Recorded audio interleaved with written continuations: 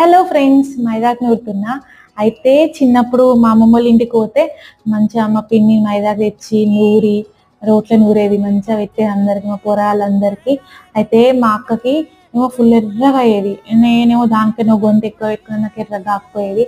ఇక మా అక్కని అందరూ ఏమంటారు, అవి మస్తు అదృష్టవంతురాలు, దీనికి మస్తు మంచి మొగుడు దొరుకుతాడు, దీనికి ఫుల్ ఎర్రగా అయింది అని అనేటోళ్ళు. ఇక నాకేమో ఎర్రగా కాకపోయేసరికి ఇక నేను అనుకుంటున్నాను, ఇక దానికి మంచి మొగుడు దొరుకుతాడు, నన్ను ఇక దాన్ని తోడు గుద్దుతోడు దొరుకుతాడు, ఇక అన్న పని అయిపోయింది అని అనుకుంటున్నాను.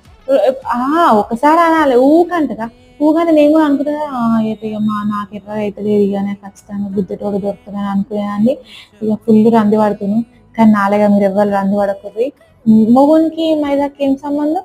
మొగుడు వేరే, మైదాకు వేరే. మొగుడు మైదాకు రైమింగ్ ఉంది అంతే కావచ్చు, కానీ మొగునికి మైదాకి ఏం సంబంధం లేదు. నాలుగా మీరు ఎవరు భయపడకూడదు.